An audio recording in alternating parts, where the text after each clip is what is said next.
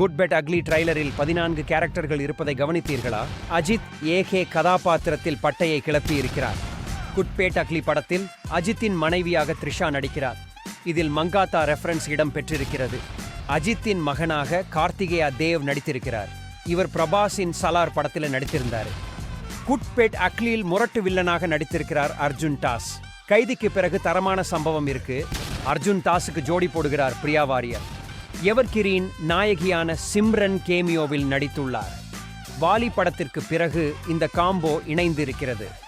பிரபு முக்கியமான கதாபாத்திரத்தில் நடித்திருக்கிறாரு. பில்லா பட சாயல் இதில் இடம் பெற்றிருக்கிறது. எப்போதும் போல நகைச்சுவையில் கலக்க ரெட்டின் கிங்ஸ்லி நடித்திருக்கிறார். ஜெயிலர் படத்தை தொடர்ந்து ஜாக்கி ஷெரீப் குட் பெட் அக்லியில் இணைந்திருக்கிறார்.